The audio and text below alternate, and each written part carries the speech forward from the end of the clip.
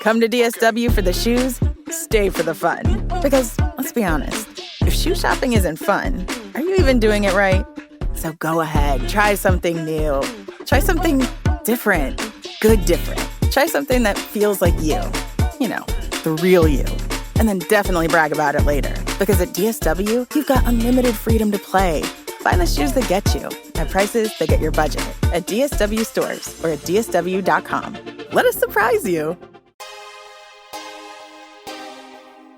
The audio commentary. It's a dying art form, but here at One Track Mind, I, your wonky yet affable host, Ryan Luis Rodriguez, analyze film through the prism of these embryonic forms of podcasting, one audio commentary at a time. Masterpieces, crapster pieces, live action, animation, cult classics, films literally no one has ever heard of. No track is too small and no track is too big. Join me and my guests from the entertainment world as we keep these features alive every other Tuesday. Hey, who else is going to discuss Bill and Ted's Bogus Journey one week and Citizen Kane the next? Us, that's who. Sure, you have to put up with my voice, but there's a certain give and take in this industry. That's One Track Mind, part of the Someone's Favorite Productions family and available wherever you get your podcasts.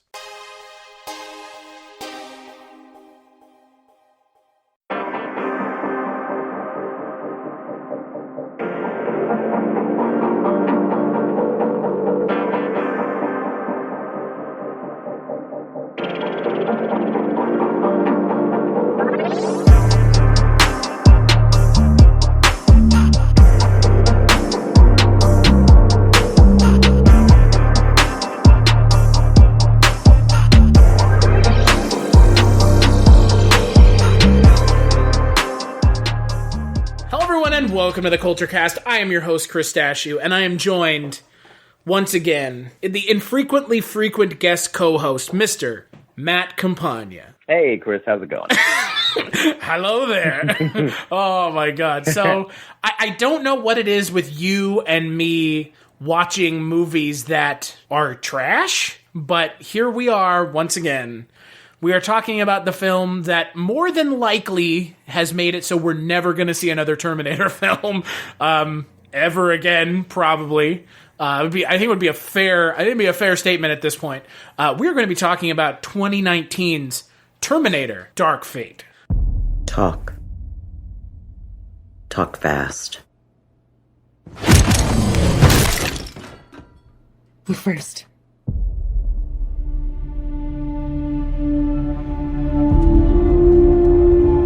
My name is Sarah Connor. August 29, 1997. It was supposed to be Judgment Day. But I changed the future. Saved 3 billion lives. Enough of a resume for you? No. You may have changed the future, but you didn't change our fate.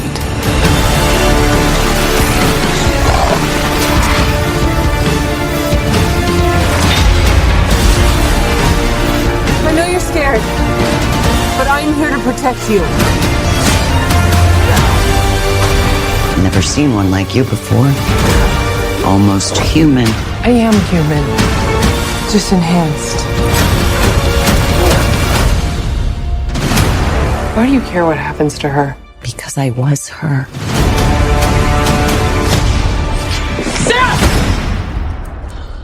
I can see you're very upset. I'm going to help you protect the girl. Nobody else is gonna die because of me! If you don't make it, everybody dies! Expect a big ping, brother. The whole body's a weapon. Sorry.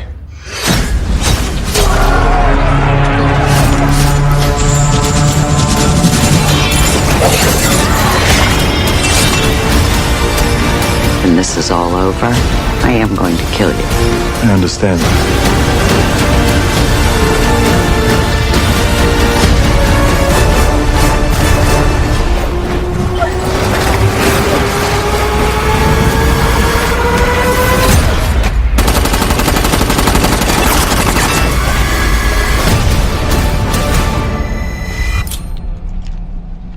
I'll be back.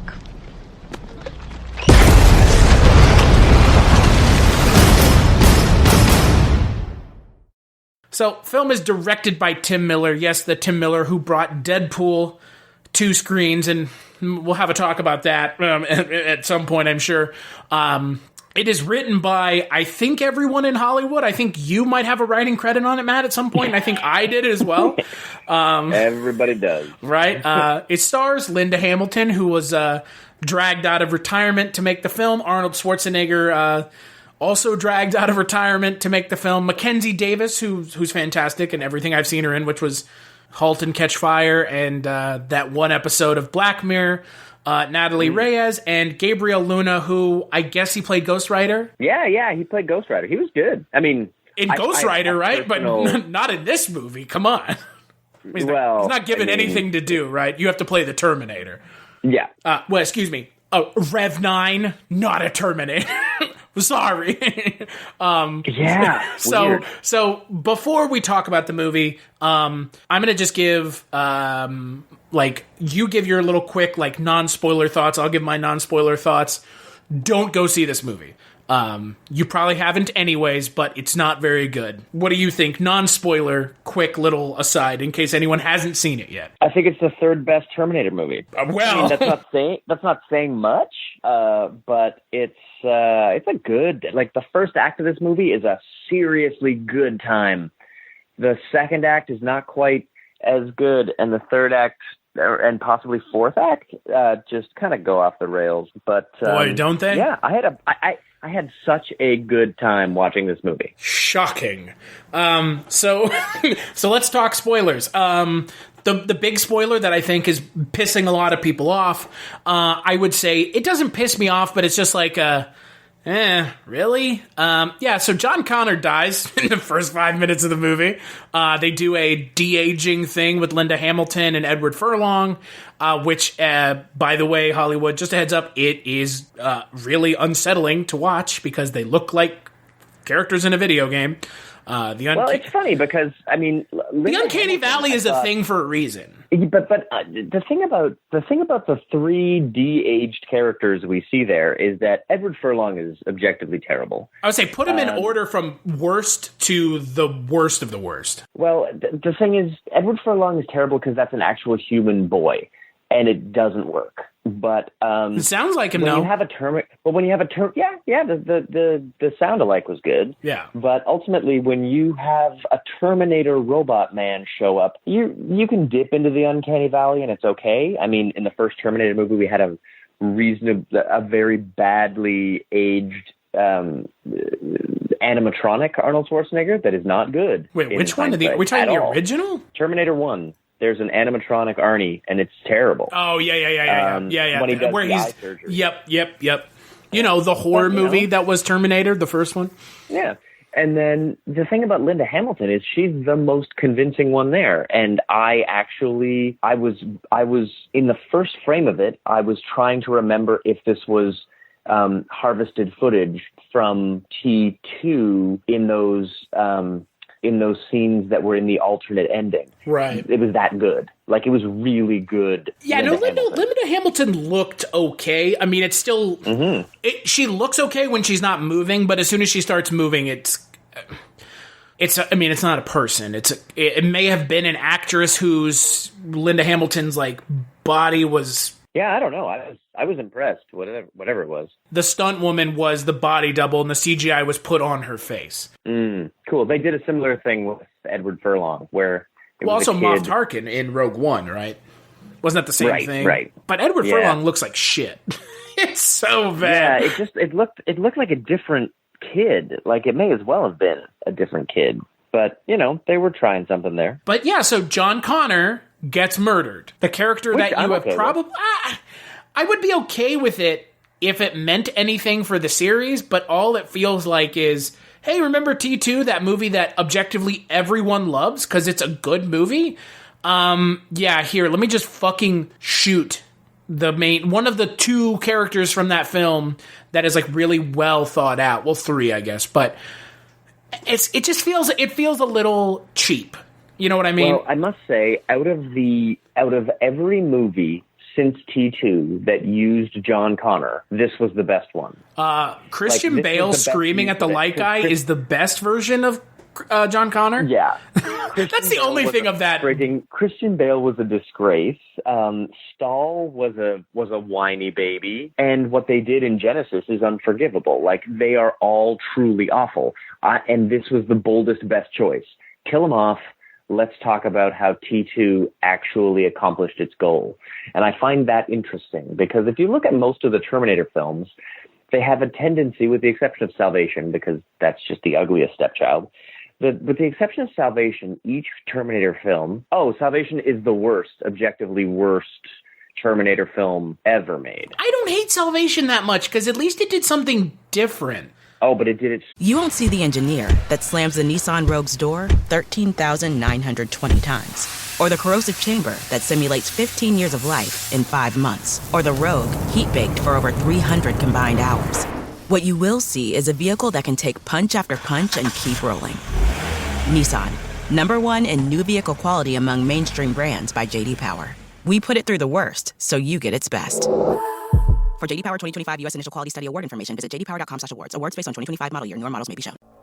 If you're looking for more horror outside of the mainstream, look no further than Unsung Horrors, a podcast about underseen horror movies. I'm Lance. And I'm Erica.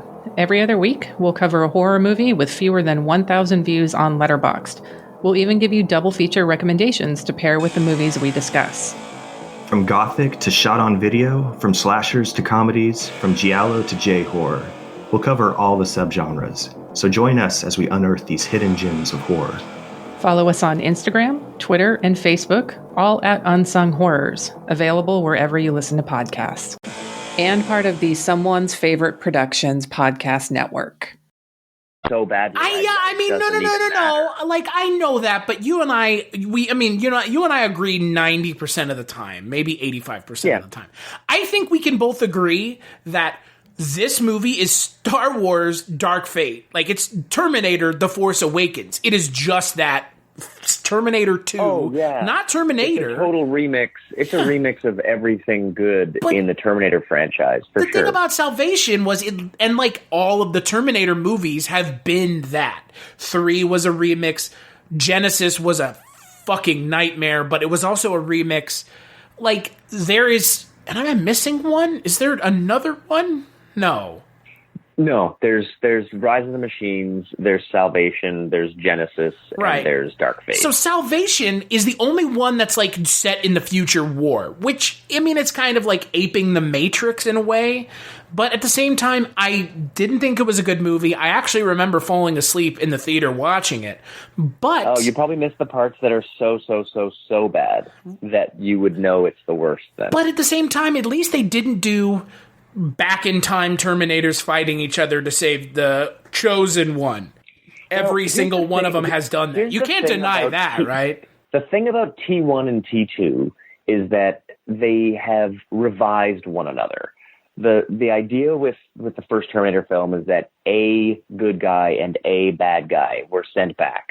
And then in T2, they retcon it into being 2 of them were sent back. And they didn't make it clear in the advertising for T2 that Arnold was a good guy. They didn't, like, let that out of the bag, best I can tell. Because I went, it's smart because your assumption is, I saw the first Terminator movie, so Arnold must be the bad guy because he was the bad guy in the first one.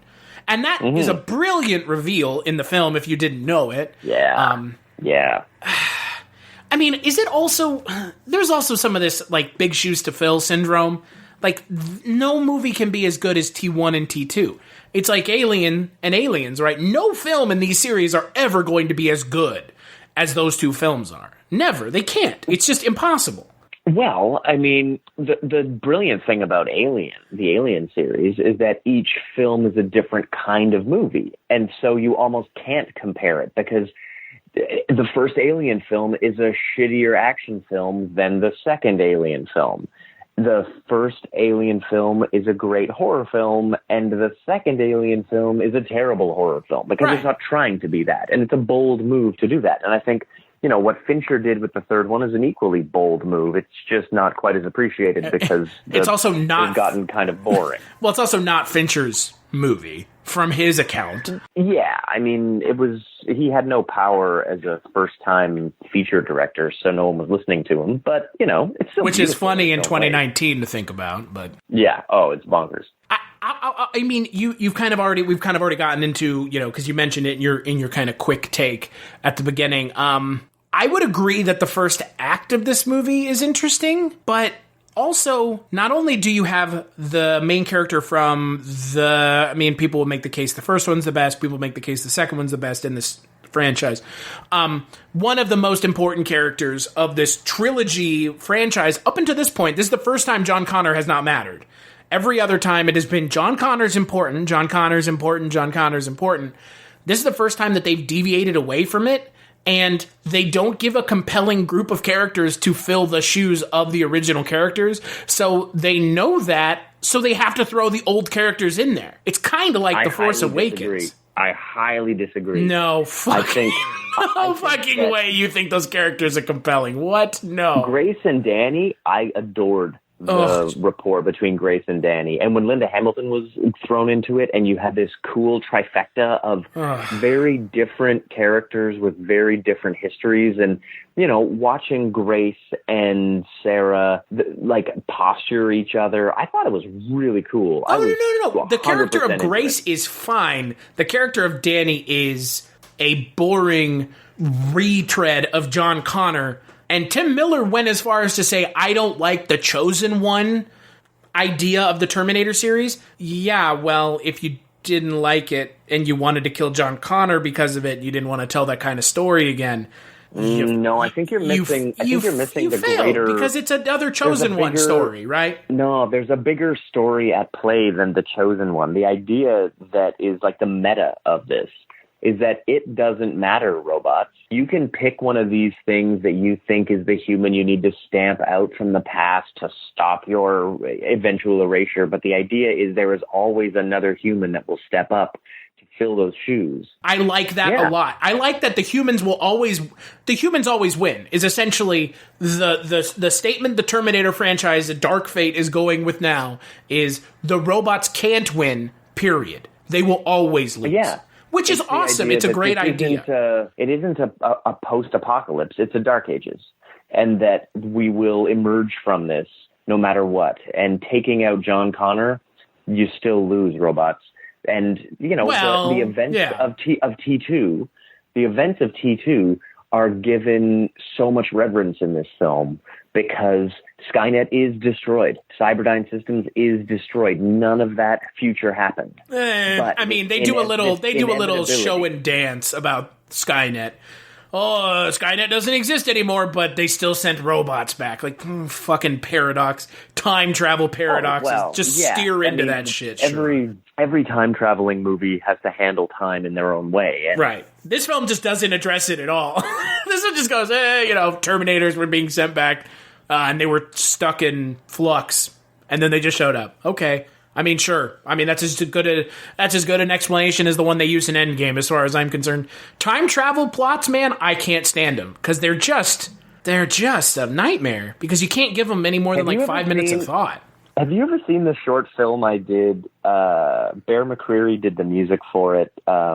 It's called Do Not Erase. DNE, Do Not Erase. Okay, it's a time traveling movie that makes fun of the complete lack of quantum cohesion and good science in time traveling movies, and uses the paradox and turns the paradox in on itself over and over and over in this infinite way, and it's sort of sending up the terrible holes that Terminator franchises and even Back to the Future in its own way, all of these time traveling movies. But it matters less in a comedy, have a right? Hole in it somewhere. Well, I mean, a comedy, it doesn't matter, right? Because people are like, oh, it's just a funny movie. Back to the Future, I don't think anyone's critically analyzing Back to the Future, but Terminator wants to play hard with the rules because they've made a point of playing hard with the rules. Well, and that's the thing. You build a world with magic, and in this case, the magic is time travel. You need to then make all the challenges still be difficult when you have that magic. It's the Harry Potter problem. It's the time turner issue, where you don't get to make something that gets to be important in one movie if you could use it to literally fix the world. They locked him back up, Matt. They put him back in the vault at the Wizarding HQ, because I think that's actually the actual explanation, right? Is like they're normally like locked in a vault somewhere. Like, why didn't Voldemort go after those then? Oh wait, plot holes. Sorry, never mind. Yeah, and I agree with you. Terminator suffers from what almost every film series suffers from, which is bad planning. You know, with the exception of most of the Marvel movies and all of the Lord of the Rings, most of these movies are like figured out after the last one did okay. Something source material, something made for housewives and NFL players because we didn't want to use fantasy ideas. Yeah, that's just Game of Thrones. Never mind. Well, I mean, God, Game of Thrones. Yeah. Oh, right. Game of Thrones, everyone. Another franchise ruined by the people behind the scenes. I would say Terminator got ruined because James Cameron didn't go with the close-ended ending in Terminator 2. We wouldn't be having this conversation now. Honestly, I think that looking at what we have now with Terminator 1 and 2 and then 3... Salvation, Genesis, this movie, I would trade those 3 movies in to get, or 4, I guess, those 4 movies in to get a concrete end in T2 that they can't get out of. The thing about you won't see the engineer that slams the Nissan Rogue's door 13,920 times, or the corrosive chamber that simulates 15 years of life in 5 months, or the Rogue heat-baked for over 300 combined hours. What you will see is a vehicle that can take punch after punch and keep rolling. Nissan, #1 in new vehicle quality among mainstream brands by J.D. Power. We put it through the worst, so you get its best. For J.D. Power 2025 U.S. Initial Quality Study Award information, visit jdpower.com/awards. Awards based on 2025 model year. Newer models may be shown. Hello and welcome to Tumbleweeds and TV Cowboys. My name is Hunter. In this podcast, I'll be joined by a different guest each week to discuss a classic Western movie or TV show. I've been a fan of classic Westerns for as long as I can remember, and in recent years, they've become very nostalgic for me. I love the aesthetic, the tropes, and I love seeing different filmmakers' takes on them. At their best, they're incredibly entertaining, rewatchable, and some of my all-time favorite movies are Westerns. We'll mostly focus on Western movies made in Hollywood, but we'll also be covering spaghetti Westerns, and one thing I'm very excited to get into are Western TV shows. I've got some amazing guests coming on the show, film professors, historians, and podcasters. And Tumbleweeds and TV Cowboys is part of the Someone's Favorite Productions podcast network, and many guests on the show will be from other shows on the network. Thanks for listening. Concrete end that they can't get out of in T2 is that they respect it in Terminator Dark Fate. They completely respect that concrete ending.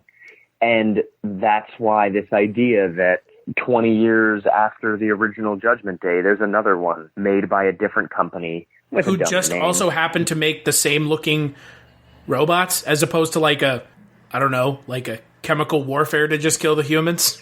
The fact that they come in a different color is a nod to the fact that I guess they don't. They're the same color. No, I think there's something brilliant to the idea that this inevitable AI decides that it needs a bipedal form to take out the bipeds. That makes sense. I can respect that. It's just dumb because they show the future tech in the future war parts of this movie, which I don't understand why they had to show that. I don't think it added anything. But all of a sudden, as opposed to the original Terminator films where it's like these people are huddled together in a fucking aqueduct somewhere using dogs to sniff out Terminators in their presence. They're flying around in like giant future tech helos dropping people in. It's like, you do know that we do not think that humans are in any risk of going out of being extinct when they have the same kind of technology the robots have. Like, that's just not believable. Like, don't show it because it doesn't do anything. I actually liked that they didn't make everything about this movie into an attempt to completely replicate the future that we had in T1 and T2. Right. I appreciated that it was a full-on, like, aerial war, that whatever it is Danny wound up building as a resistance was less of a guerrilla battle and more of a head-on attack. I thought that was cool. I think that some of the divergences in that timeline are necessary to make it not seem like a desperate attempt to recapture the plots and elements of the first and second movie if you're going to remove the circumstances that make them. No, instead they just throw meaningless CGI fights in the last 45 minutes at you. Oh my God. I mean, that's the problem with these kinds of movies. It's like they set up a semi-interesting... I mean, look, honestly, if they had stuck the landing, no one would have cared that they killed John Connor. You know that, I know that. Yeah. But they didn't stick the landing. The story at the end is Sarah Connor gets another John Connor-esque character to train. Like, fuck, no one cares. Like, that was cool when it was the characters we were invested in from those movies. Now it's just... This is the end point, is you killed off the character from the last movie just to replace him with another character, and now, by all accounts, we're not getting anything else from this trilogy because the movie made, like, no money. So... Yeah, it's had a pretty remarkably low domestic and international box office so far. It's astonishing how low. Genesis made a shitload of money in the Chinese markets, like, a lot of money in China. Well, I mean, it's interesting to notice that Terminator has made 3 times the money outside of the U.S. as what it made in the U.S. So I don't think people care anymore. There's a very similar anymore. pattern happening. I think the issue is the people who care about these movies are your age, are my age, and we're separated by a couple years. So we're millennials. This is a franchise that we ostensibly grew up with. This is like it's in kind of the revered franchises. It's like Alien. It's like not Blade Runner, but it's like Alien. No, it's like Terminator. Blade Runner is a really good example. Blade Runner has a small, devoted fan base, and you cannot make $100 million movie or a $200 million movie and expect that small fan base to somehow pay you $200 million. Right. They know it's a niche market. The fan base for Terminator is $130 million. Supposedly, so they think. No, well, the problem is they only made $130 million, and they made the thing for $200 million. The thing is, Genesis made $400 million. So the issue is the last movie was really propped up by overseas money. And this movie, I guess, isn't. And I don't know why. Yeah, it's fascinating that it's not doing as well internationally so far. And Schwarzenegger is a big draw. Considering Dark Fate had a higher budget, which is a massive mistake. When you know going into making Terminator Genesis that you might be stuck with a $30 million opening weekend. And you go into Dark Fate knowing for sure that you're making a $30 million opening weekend. You are screwed if you think you can make it for $200 million. Do they really think that bringing back Linda Hamilton was going to be that big of a financial boon for them? Like, really? I mean, it was the reason I wanted to see it, because I've seen Arnold Schwarzenegger do this badly before. He comes back for every one of these stupid movies. And isn't this technically the first one he's back for after T3? No, he was in T3. Well, I guess he was in. I mean, Genesis and this are the only two that he's come back for since T3, right? No, they used his likeness, but it wasn't him. No, but he was in some way involved. Well, in Salvation, he was like in Salvation, wasn't it like Anton Yelchin's character fights the T-800? Because Anton Yelchin is Kyle Reese, right? Yeah. I feel like I need to rewatch Salvation. Like, I feel like... And Helena Bonham Carter, I think, was Skynet. Oh, right. Oh, and that was the thing with Salvation. The thing with Salvation was, you know what the original ending for Salvation was supposed to be, right? Yes, where John Connor is the T. Well, he dies, and then Sam Worthington puts his skin on him. Yeah, that would have been way cooler. I mean, it seems like Terminator is more of a franchise of shoulda, coulda, wouldas, didn't. Yeah, it really is. Right? Like, you should have had John Connor die in Salvation, and then his skin is put on the body of a Terminator. Like, that would have been fucking insane. But nope, it's just he sacrifices himself to save John Connor. Wasn't like Mick G the director of that movie? Back me up on this one, Mick G. Yeah. Oh my God. That's what Christian Bale says in that rant. And they made the same problem with Terminator Genesis. They had Alan Taylor direct it. That guy directs episodes of HBO movies, of HBO shows where everything's already in place. You do not want that guy to show up and have a vision. Didn't he also direct Thor Dark World? Case in fucking point. That movie's better than everyone remembers. I'm going to punch the next person that says that to me. Get the fuck out of here. That movie's awful. And you know it. It's terrible. It's a terrible movie.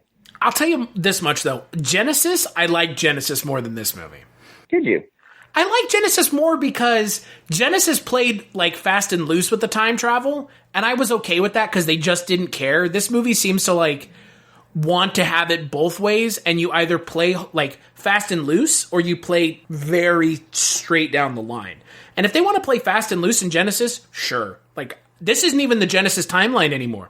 Genesis is its own timeline. No. Genesis happened anyways. The thing about Genesis was that it had such a great first act. Oh, yeah. And then it immediately shit the bed as soon as the second act hit, and the third act is some of the worst filmmaking choices I've ever seen. And they spoiled the damn movie in the trailer. Yeah. They spoiled that John Connor was a poster. Yeah. They spoiled the movie on the poster. That's right, because John Connor becomes a robot. He gets infected by, Matt Smith, right? Who's like a secret infiltrator Terminator. Yeah. Not that would have helped the movie make any more money. I mean, the movie was more profitable than this movie, but that movie is more Force Awakens, I guess, but this is still, Dark Fate's still pretty Force Awakens because it has, the return of a character who now, if they made more of these movies, which they're not going to, more than likely, one of the main characters from the original series can't come back because he's the last T-800, and they have the reintroduction of a lead female character who hadn't been part of the series, and now she's back as a mentor character. There's so many parallels. Well, yeah, and you wouldn't be able to bring any of the actual hero robot characters in, which is unfortunate because both Grace and Carl are gone now. Although the thing about Carl is that he was one of many T-800s that were sent back, and theoretically, for timey-wimey weird reasons, if he knew where all of the T-800s were coming back, then it makes sense that Linda Hamilton would have wiped out all the other T-800s. But it's also possible that other T-800s arrived and that he didn't know about. Carl just got to it. Yeah, Carl just got to it. You won't see the engineer that slams the Nissan Rogue's door 13,920 times. Or the corrosive chamber that simulates 15 years of life in 5 months. Or the Rogue heat-baked for over 300 combined hours. What you will see is a vehicle that can take punch after punch and keep rolling. Nissan, #1 in new vehicle quality among mainstream brands by J.D. Power. We put it through the worst, so you get its best. For J.D. Power 2025 U.S. Initial Quality Study Award information, visit jdpower.com/awards. Awards based on 2025 model year. Newer models may be shown. Hello, filthy movie lovers. My name is Gentry Austin. And I'm Casey Scott. And we're the hosts of The Sin Syndicate, film podcast for something weirdos, anti-criterion bros, and Joseph Sarno aficionados. Join us semi-weekly as we peer into the adults-only theaters and sticky-floored cinemas of the golden age of sexploitation, when the morals were loose, the laws were murky, and the intercourse was all simulated. Find us now on the Someone's Favorite Productions podcast network.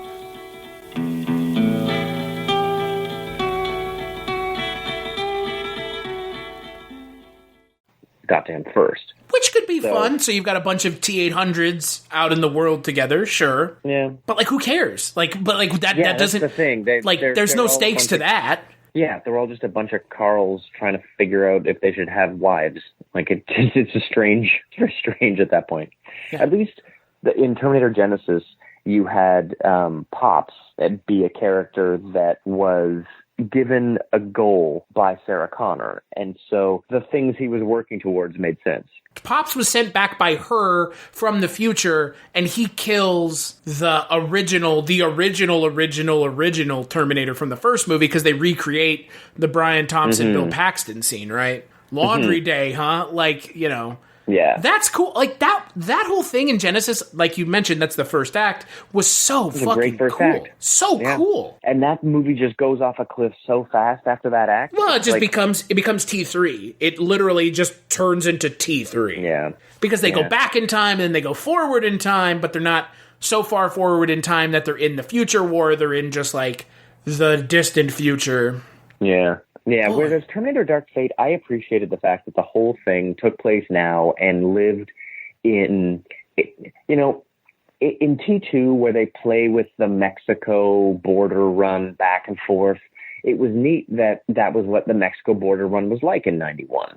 And to play with what the Mexican border run is like in 2019 and to bring like ICE into this was, I thought, a pretty ballsy, interesting move because, people, I guess if you're hardcore against female lead characters, you might also be hardcore against immigration. I don't know if they're assuming that they're going to keep one audience, they're going to keep one audience happy and not care that they're alienating another one. But I thought it was a very interesting choice to just essentially vilify American border control in this way, which, as a country, I live in Canada. We have open borders, essentially. Unless you're coming to Canada to do business. I mean, yeah, that takes a little bit of extra effort then. Yeah, or you claim to be a writer when you're going through the Canadian border crossing and they look at you and ask you, is that a real job? Not that I've experienced that personally or anything. No. Right. Fuck you, Canadian border crossing man, by the way.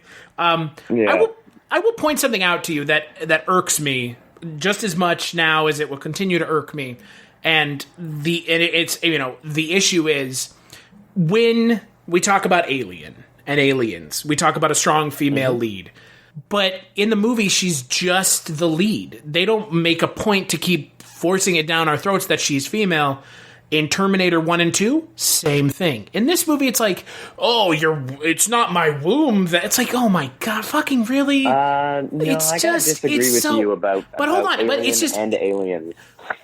Well, okay, I mean, Alien's fine, but Terminator, they don't force it down your throat that she's a woman. They're not saying, well, she's a woman, she doesn't know how to use a gun. Like, the issue I have with Terminator Dark Fate... In T2, they sexualize Sarah Connor against her will. Like, they do things to her because she is a female that would not be done to her if she's a male character. But my point is, in this movie, they're, like, beating us over the head with it, and it's like, you don't have to. No one... Like, if you're offended by a female lead in a movie, first off...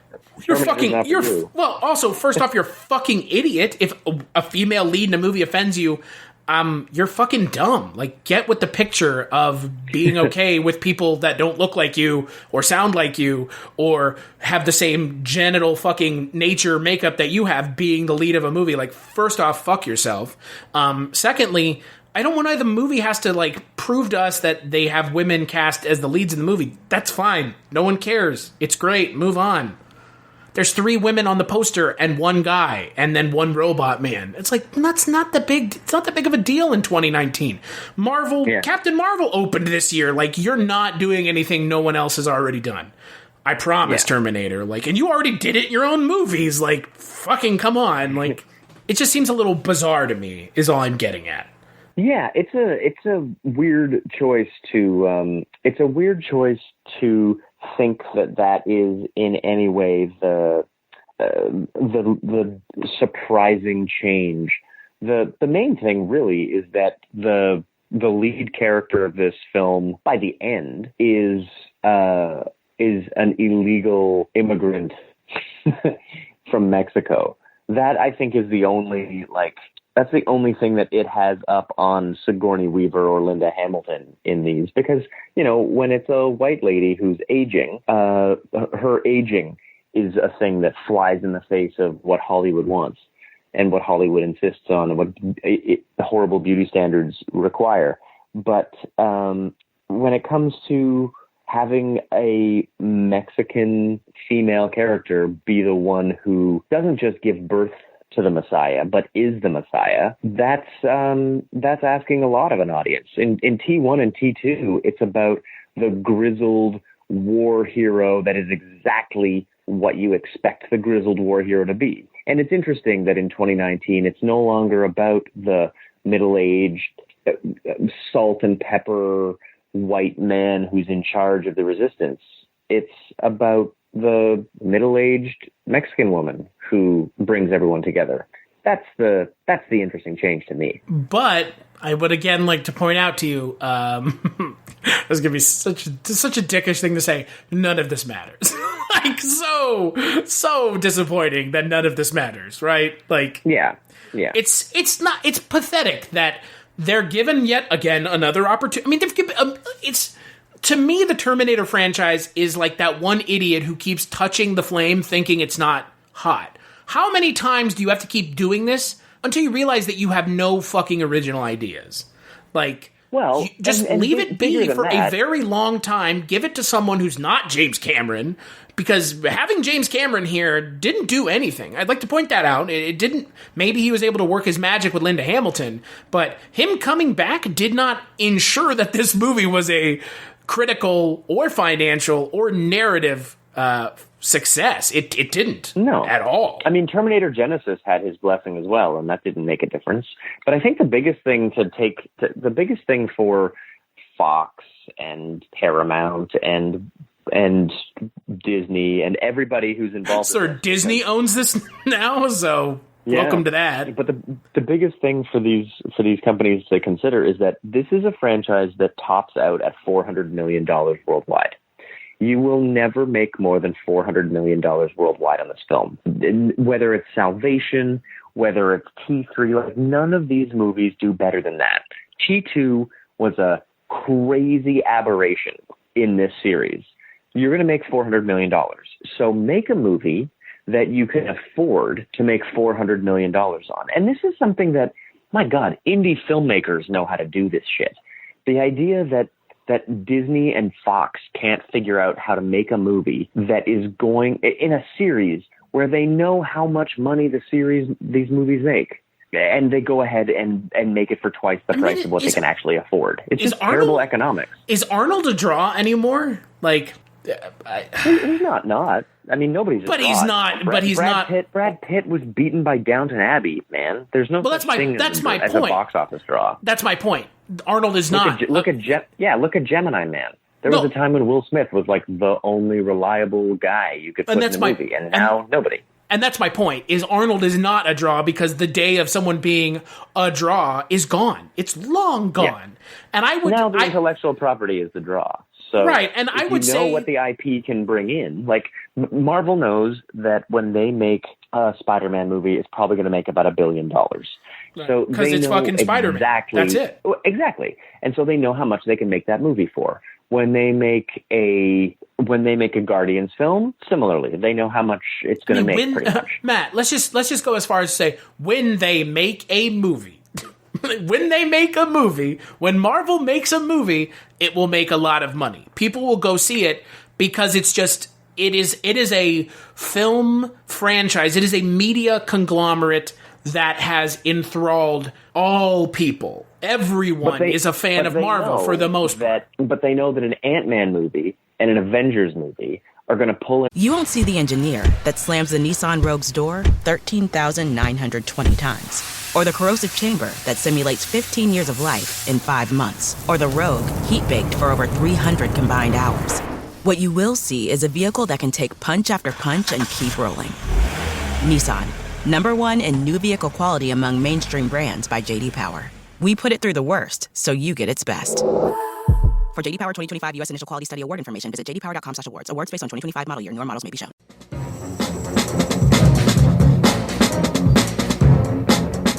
Hello, this is Aaron West. I am the author of the A24 New Wave. In this book, I look at A24's output and I make the argument that we are in a new wave movement right now. A24 plays a major role. This book has a supplemental podcast where each episode is a brief conversation about an A24 related topic, whether an actor, director, or even a genre. As I continue research for the book and conduct interviews, I expect to record podcast episodes with people involved with the company. You can find the podcast at cinejourneys.com or wherever you find podcasts, and we are proud to be members of the Someone's Favorite Productions podcast network. A different amount of money, and the budgets reflect that.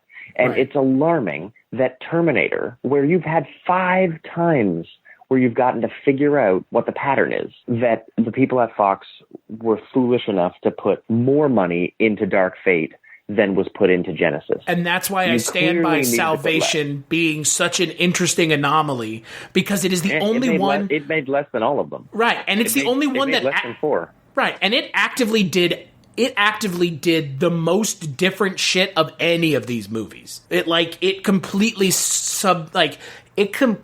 rejected the usual narrative that we get with these movies, which is Terminators go back in time, gotta protect someone. That's a war movie, a future war movie, and that's so weird that they did that once. It was I think all these Terminator movies except for T3 supposed to be the beginning of a new fucking trilogy too. They've tried 3 times, 3 separate trilogies, and they failed 3 times. Like, what? I'm telling you, man, whoever is in charge over there, be it Gale Ann Hurd, be it whoever, they are just completely unable to comprehend why these movies are a failure because they keep doing the same thing over and over and thinking it's somehow going to be different. Well, I think to speak to your question about Salvation, because it didn't deliver what Terminator movies deliver, which is a big highway chase scene, robots coming back in time to save a helpless person. Like that's what an audience expects from a Terminator film. And they made Terminator Salvation for more money than any of these other ones. And yet it made less money than any of the other ones. So they realized, this movie's budget is pretty close to Terminator Salvation. You know, not per inflation, obviously, but that's $2009. Right. So sure, no, that's fair. That's fair. That's like a quarter. That's closer to a $250 million budget now for a Mick G movie. Can we also talk about why David Goyer is still working in Hollywood? I don't know, man. David Goyer. He wrote the fucking movie. Suicide Squad movie. No, wait, that was David Ayer. Right. David Ayer. Yeah. Why is that guy still working in Hollywood? But he wrote the terrible Superman movie, and like Goyer's written some shit. Absolutely. Do you know what the last movie that David Goyer wrote was? What? Batman versus Superman. Oh no, wait. Goyer was one of the people who wrote on. Oh shit! Did he write on Gemini Man? I know Benioff wrote on Gemini. Oh no! One half of the assholes who sunk Game of Thrones wrote on Gemini. Yeah, Man. Benioff. Yeah. You just don't get it. It was made for people that don't like fantasy. Obviously. Did you see that interview with those two guys from Austin, the Austin event that they had? Oh my God. I've listened to a couple of the things they said at Austin, and I'm very pleased that they've lost their Star Wars job. According to Kathleen Kennedy, the door is still open for them. You know what? Don't lie. Don't lie to us, please, because nobody wants them back. And the people who do are delusional and should stay far away. Absolutely. Yeah. And you know what? It's very similar. We can transpose talking about Game of Thrones to talking about Terminator, because it feels like the people behind the scenes, James Cameron, Tim Miller, don't have any fucking clue what they're doing, because Tim Miller is a competent, in quotations, director. The first Deadpool is great. He definitely didn't get fired from the second one. And James Cameron, you know, your mileage may vary on James Cameron is all I'm going to say. James Cameron makes the greatest, biggest movies on earth, and he needs to direct those. When James Cameron is just like tossing you a story idea and putting his name on something as a producer, that means nothing. You wind up with Terminator Dark Fate. You wind up with Terminator Genesis. You wind up with movies that are not good, because James Cameron is a complete maniac in all the best and worst ways, where he will grab every detail by the balls and make it do exactly what he wants. But when he's producing it and giving you a story idea and then fucking off to go make Avatar, he is not making Terminator Dark Fate into the movie it could have been. That's just how time works. Like, the man is doing other things. And so James Cameron basically did what George R. Martin did on Game of Thrones, which was, he's around for the part we love, and then as soon as Benioff and Weiss started to make up their own shit, you get Terminator Salvation. You get the weird shit that goes off on a tangent that isn't at all what the creator had in mind. And then, you know, it lands on Terminator Dark Fate, because I guess it's something close to what James Cameron thought would be a good idea. But James Cameron needs to put the work in to make it great. And, you know, Tim Miller's not the guy to do that. And you know what they should do? I personally think, and I don't know where you fall on this, they should just leave this franchise be for a while. If it were me, I would say permanently. I think Dark Fate pushes the franchise into like irrevocable amounts of damage being done to the franchise. I mean, it gets close. I'm not sure it's quite there like Game of Thrones level of like irreversible damage, but it gets pretty close. I think they should just either let this be for good, or I know they won't because it's a fucking known IP. Like, give it to someone who's going to do something that is, and I hate to say this, and you're going to roll your eyes, do something Joker-esque with it. Like, just do something that, do something like no one is going to expect. Make it something, anything. Just don't do this again. Don't have Arnold. Don't have Sarah Connor.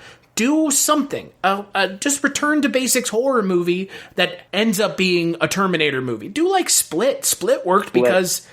Yeah, do like, and at the end it's revealed that this is a Terminator movie. And like, that would be bonkers. Give it to like Annapurna or A24. Give it to Blumhouse, for fuck's sake. Let them do something low budget, low risk indie film with it, and either brand it as Terminator or jump up the hype for it and then brand it as Terminator, a la that Blair Witch reboot, or do it like Split and have it be Terminator at the end of the film, and it's a reveal, but it's a satisfying reveal that the audience is like, holy shit, blew my fucking mind. But the movie has to be good for that to land anyways. But don't do this again, because you've done it twice now, and it hasn't worked either time. And technically you've done it 4 times. They've done this 3 times, and it never worked. And yeah, arguably Rise of the Machines is a 4th time where it didn't work. And I feel like... I thought you were not including Salvation, because Rise of the Machines is pretty much just... Okay, because Rise of the Machines is pretty much just T2 remade. Yeah, pretty much. Yeah, T3 is like the biggest offender of just being a T2 reboot. Yeah, it's a total shitty knockoff. But I think the most important thing about what you said there is the budget. You need to make a Terminator movie for a budget that will make it profitable. You need to Fast and the Furious this. You need to take a look at what your metrics tell you, look at your analytics, figure out where you're going to make money, in what locations, in what territories, and make the movie that will succeed. It's ridiculous that they are somehow able to fail at this. Because 4 times. They did it 4 fucking times, and it did the same thing each time with lower and lower levels of success, to the point now where we're going, this movie may not even be profitable. Yeah, they make these Terminator movies for around $200 million, and they wind up making around $400 million.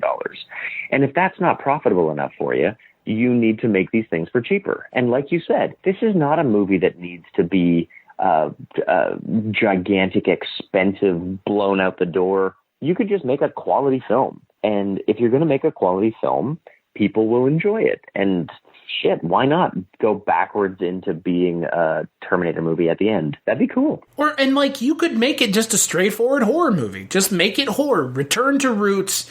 Because look, as much as I like T2, as much as I like Aliens, I still prefer Alien to Aliens, and I still prefer Terminator to T2, because I think it's just a more interesting idea, and there's more stakes when it's lower, kind of, not low profile, but when it's like a lower budget, I guess. I don't know, like T2, I never at any point feel like... You've got a really good point. There's no stakes when everything is a CGI Humvee being thrown around in the water, like...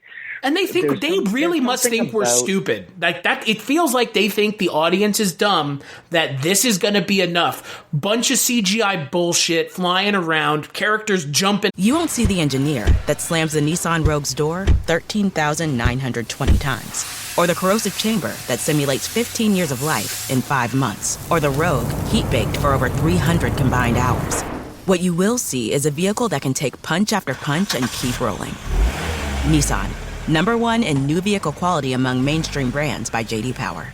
We put it through the worst, so you get its best. For J.D. Power 2025 U.S. Initial Quality Study Award information, visit jdpower.com/awards. Awards based on 2025 model year. Newer models may be shown.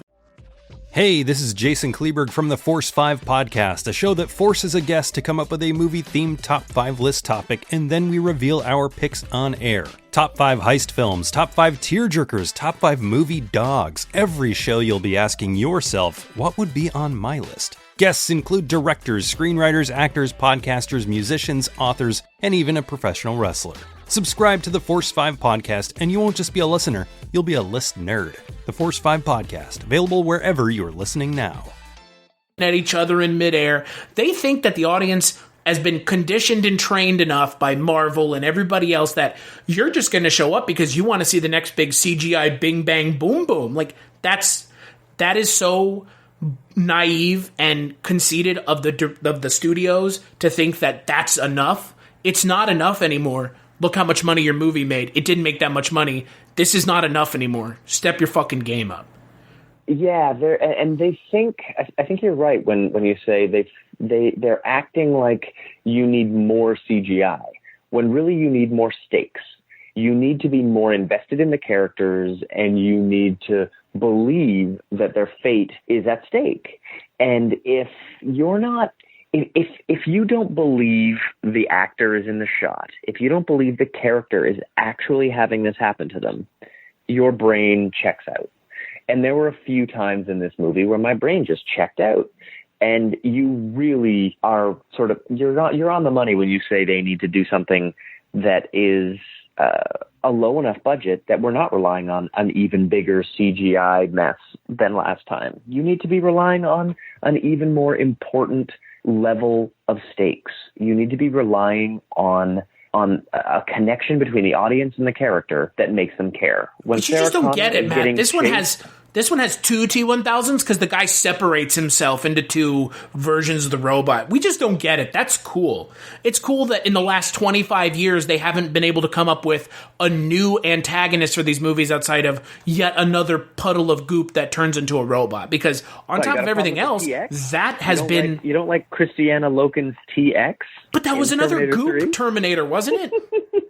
It was a goop Terminator that could make energy weapons. Right. And then Terminator Genesis had John Connor, the goop monster, and then Salvation... Who was basically nanite. Right. And then Salvation didn't have that. But this movie also has yet another Salvation goop did Terminator. have a different kind of Terminator because the character that Avatar guy played was a different kind of Terminator. It's like a human Terminator, a bit like right? Grace. Yeah, he was a bit like Grace in this one. I think her character's handled better, but... her character's handled beautifully because she's like a human. She's like RoboCop, kind of. Yeah, but RoboCop with a memory. It was good. But they haven't done anything other than these goop mimetic alloys, I think is what they call it. They haven't done anything different since T2, and T2 is the only time it's worked. So it's like these just piles of laziness, like, let's trot Arnold out. Okay, let's trot the fucking goop monsters out. Let's trot now Linda Hamilton out. It's like the people are dumb enough that they're going to show up. Oh, Sarah Connor. Remember how Emilia Clarke was in Genesis? Yeah, okay, like God damn you people. Like, what the fuck is wrong? We're not stupid. Consider the fact that James Cameron uses CGI for menace in the most beautiful, mind-bending, influential ways in T2 because he has a better sense of composing a frame and using the weapons of filmmaking to tell a story than Tim Miller does. And that's why rudimentary 1991 CGI is better than it still 2019 Dark Fate. It holds up so well because it's being used beautifully. And Robert Patrick is genuinely menacing. Everyone else has tried to just do the Robert Patrick thing. No one has done their own thing. And look, I get it. They're robots. They're not programmed with personalities. Whatever. That's fine. But the thing I loved about Robert Patrick was Robert Patrick, when he would go around with that Southern charm as that T-1000, it made it so much scarier than an imposing Austrian robot man. Well, it was like, I think they described it as like the Terminator in the original was a Panzer tank and Robert Patrick was a Porsche. And that makes sense. But like you have really leaned on that crutch for 4 movies now. Like, for fuck's sake, guys, come on. They tried to make Gabriel Luna into a Ferrari.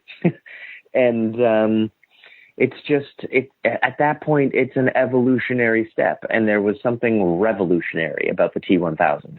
And until someone figures out what the revolutionary idea is for a scarier Terminator, we're doomed to watch these things repeat themselves.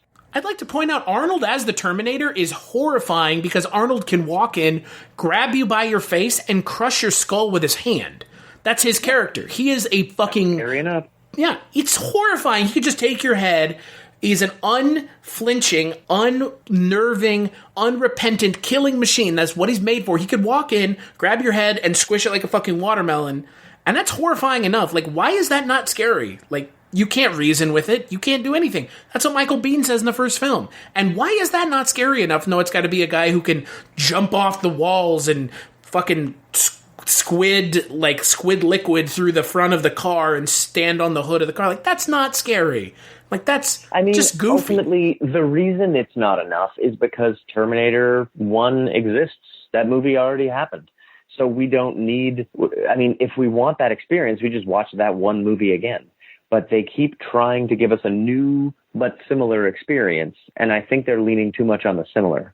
Right. Because why not just watch T2? Yeah, and what we saw James Cameron do from the first Alien when he got his hands on the second one is exactly what he did when he got his hands on the second of his own movie. And he made the biggest action film ever. And every time he makes the biggest action film ever, nobody can follow it up. Not even himself. And they literally just try. Oh, it's not for lack of trying. They keep trying. And Fox owns the rights to all of it, which means Disney owns the rights to all of it now. So good luck with Alien and good luck with Terminator. I'm curious because this is like we're talking about franchise-wise. I think there's a ton of parallels between Alien and Terminator. Sitting here, 2019, in the last 2 years, we've had an Alien film and a Terminator film come out. If we're sitting here right now in end of the year stretch 2019, which franchise is in a better place? Alien or Terminator? I would say Terminator is in the better place because Terminator can still do Terminator versus RoboCop. If I get two of those movies, I will be a happy boy. I don't care how shitty they are because I've already seen Alien versus Predator. I mean, they can still redo Alien versus Predator. There's nothing stopping them. Well, and then you do Alien versus Predator again. You do RoboCop versus Terminator. Then you do RoboCop and Terminator versus Alien and Predator. Like, just give me all my 80s dreams, please. That's all I want. Just do the video games and comic books, please. Do the thing. Do the Dark Horse thing. I mean, look, I would agree with you that Terminator is in a better place, but I'm going to agree with you for a different reason.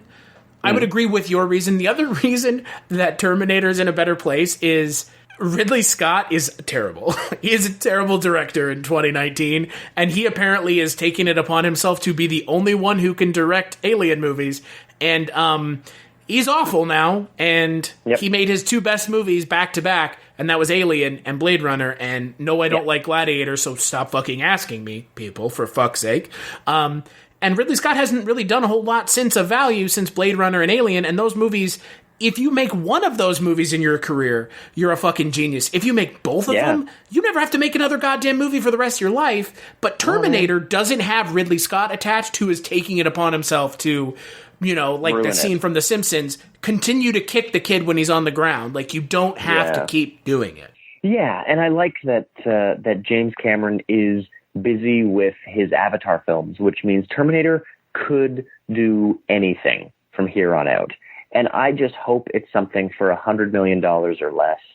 And I would be delighted to see Linda Hamilton back because she was exceptional in this. She doesn't want to come back. She's like said she has no interest in redoing anything with Terminator because of the amount of training that she had to get into to be in this movie. I mean, they asked a lot of her or her stunt double. Yeah.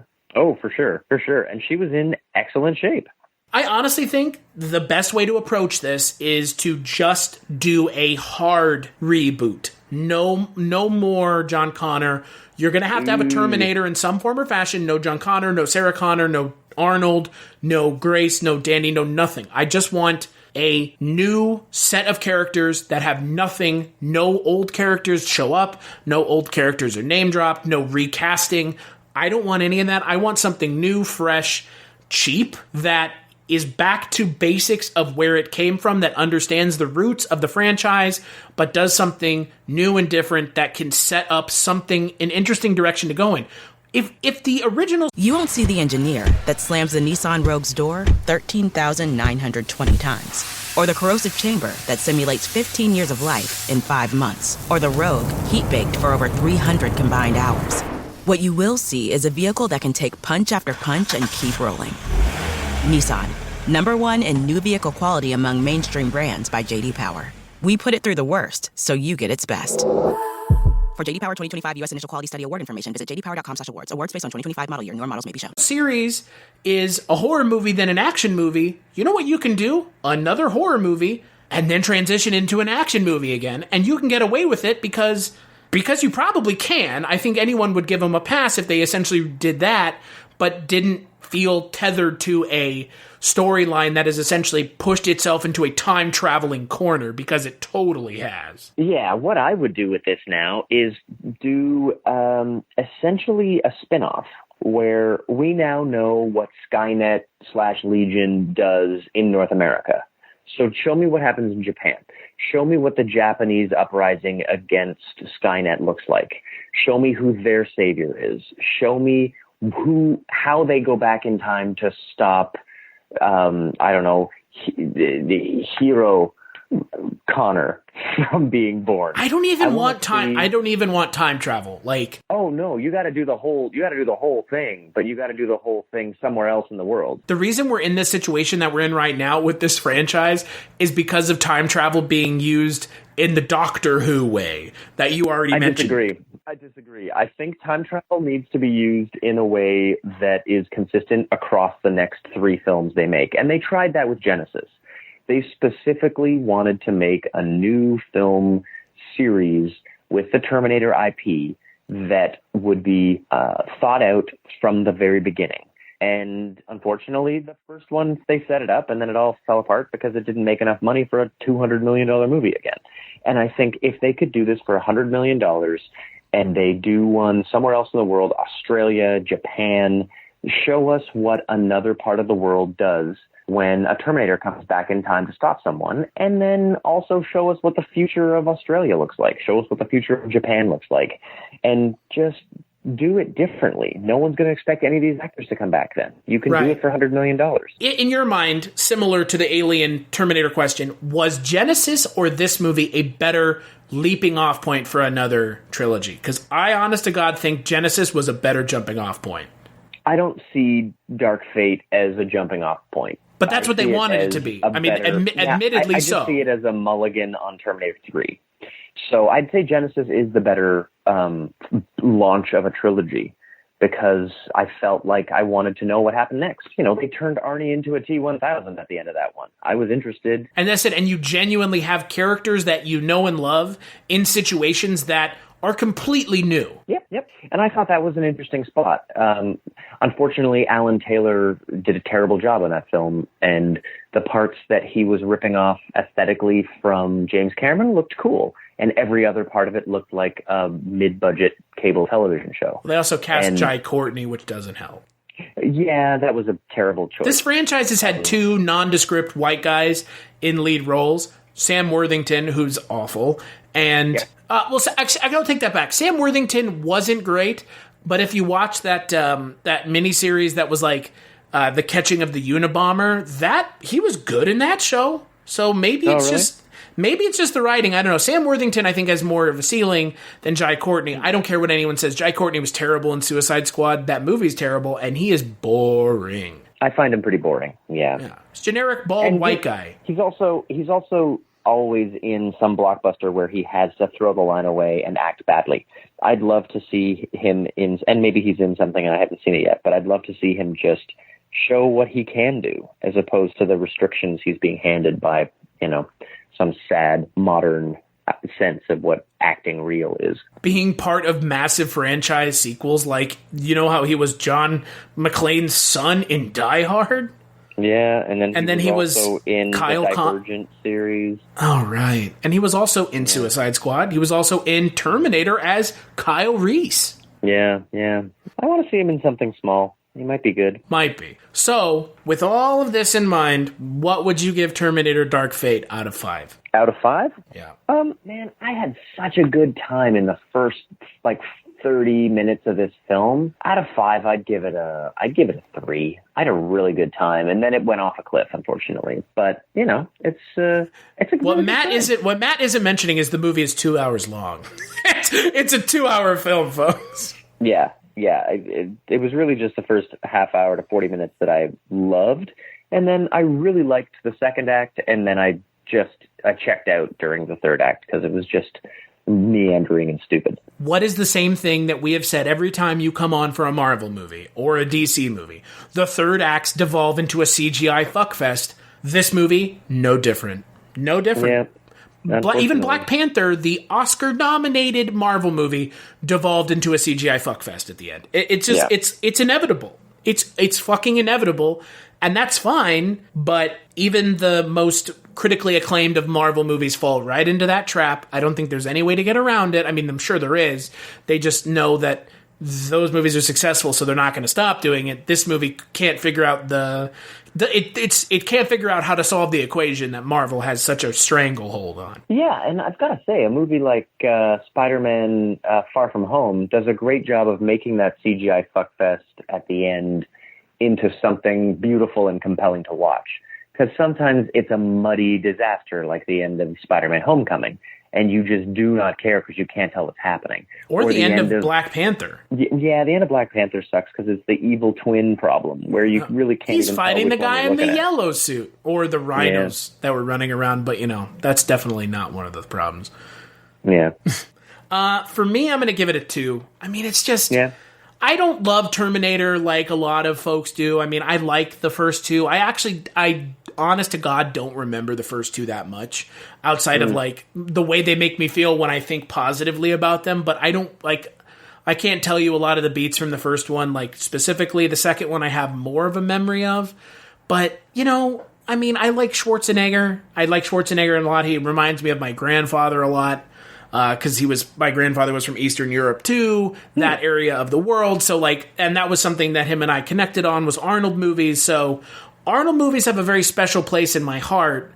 Yeah. But it's just this, and Arnold's the best part of this movie. Anytime it's him talking about how he has a family and he's just acting normal. Yeah. It's so funny and interesting. And I wanted to spend more time with him just Arnold being a Terminator, that would be a TV show, Being a Terminator, the show with Arnold, and he's doing dumb things like going to the pool and on a diving board, and it breaks when he's standing on it because he weighs 500 pounds.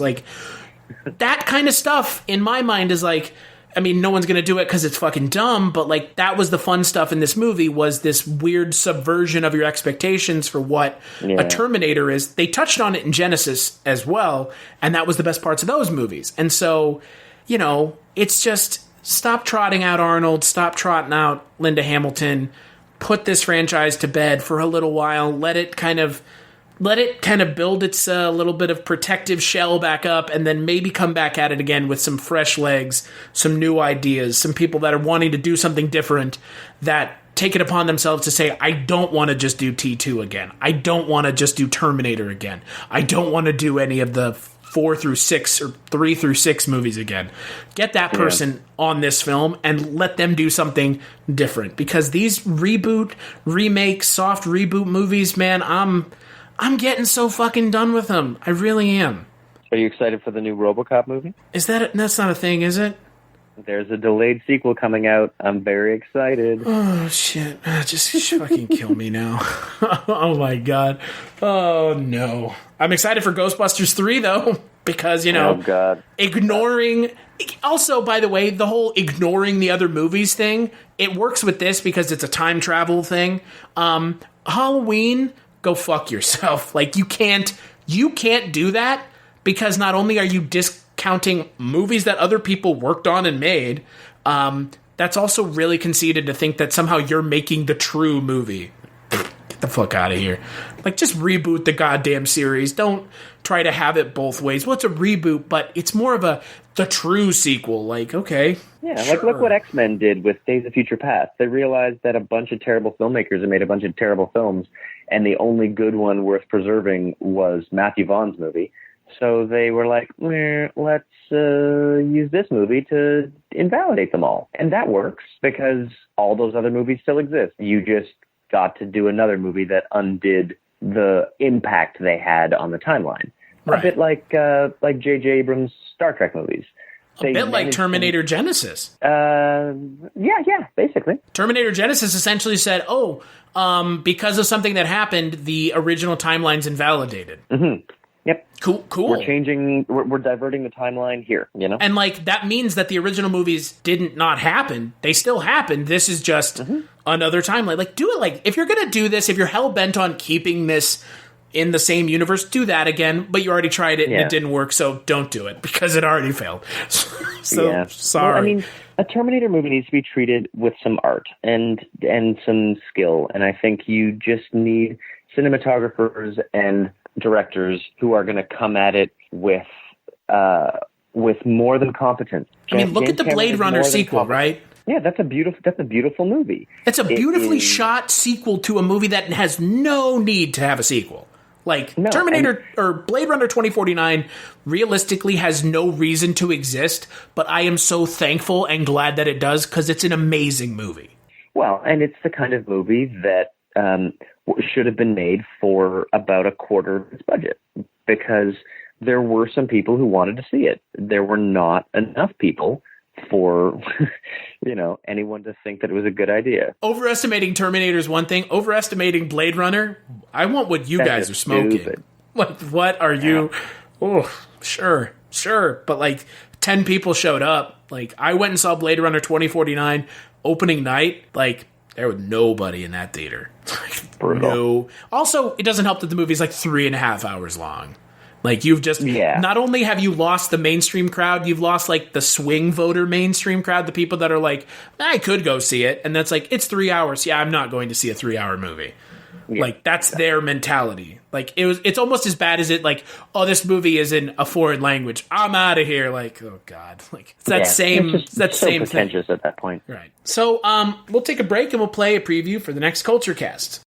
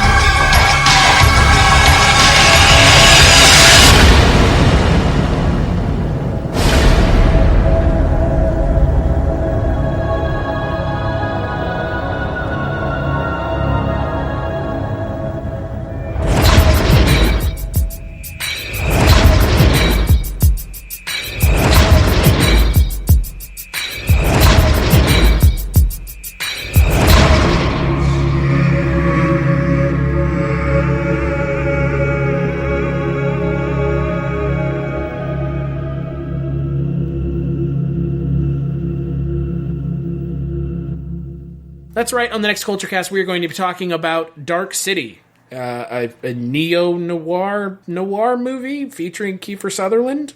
Yeah. I've never seen it, so... Oh, dude, you're in for a treat. It's nuts. I love it. Yeah, it isn't Alex Proyas, right? The guy who directed The Knowing? Yes, and he's done some pretty interesting, like, wacky shit. He also did... The Knowing is not one of them. Oh, that movie is awful. Knowing is bonkers, man. He also did Gods of Egypt, I think, which because he's Egyptian, it's allowed. Is that Coster Waldau, right, from Game of Thrones? Yeah, it's all very bonkers. He likes to connect himself to weird things, I would believe. Yeah, and he takes it on 100%, which I have a lot of respect for. Yeah, if you're going to do something crazy, give it your all. Yeah, you got to roll that hard 6. Yeah, for sure. So until that podcast, where can people find you, Matt? You can find me on, the social medias. I'm on Insta and Twitter and Facebook as @Matt Campagna. And I've got a streaming service where I curate film festival movies called Highball TV. So if you're interested in cool, hard to find film festival movies that went on great film festival runs and then never showed up anywhere else, we're trying to be a platform where we can bring those great movies to audiences around the world. And as far as I'm concerned, that is an admirable task to take upon yourself. Well, thank you. Because you know what? Like you said, yeah, for every fucking Hereditary that comes out, that gets picked up by, A24, there are God knows how many movies that don't get picked up, that people have spent their fucking hard time and money and effort to make. So, and huge film festivals like the Toronto Film Festival, like Sundance. Sometimes there's like 300 and 400 movies programmed at these festivals, and so many of these movies do not get distribution deals with, even the smaller local distributors. And then after that, these are filmmakers who might not ever make another movie if the films aren't successful. So we try to be a platform where those filmmakers can make some money and hopefully be encouraged to make their next film. And like I said, that's as pretty fucking admirable as I can muster up. So, oh, thank you, my friend. I figure I'm a filmmaker, and I know how hard this struggle is. So I like to try to make it easier for other people. Well, and I'm not a filmmaker, but as a content creator, anyone going out on a limb for other content creators is a hero in my book. So there you go. Thank you. As for myself, you can find my terrible opinion on things over on this podcast, over at the One Season Show, where we talk about TV shows that only lasted one season, over on the Kolchak Tapes, where we talk about Kolchak the Night Stalker, though that podcast has essentially, more or less, we're 1 or 2 episodes shy of the end. You can also check out Dreams for Sale, about The Twilight Zone 1985, and Chronicles from the Crypt, where I talk about Tales from the Crypt. I am joined by other people on those podcasts, so if I have somehow offended you with my opinion on Terminator, there are other people to dilute my terrible opinion. Casualty_Chris on Twitter is where you can follow me. Culturecast.com is where you can find all of the episodes of this podcast. Going as far back as I think this is the first Terminator movie we've ever covered, so we didn't do a Genesis podcast, so that's okay. Nobody saw it. Yeah, right? That is a fucking fact. Big thanks, as always, to _91 for the music for the Culture Cast. Big thanks to Matt for... you went out and you spent your hard-earned cash. It's expensive to see movies in theaters. Well, it was well worth it. I enjoyed that Linda Hamilton, man. I enjoyed that first 30 minutes. That Linda Hamilton is not even in, by the way. So that's true. That's a thing. Although, when she shows up, it's epic. It's great. It almost feels like they should have saved it for later in the movie. Well, they needed something later in the movie. That's right, sure. Yeah. Sure, didn't they? And make sure to check out the next episode.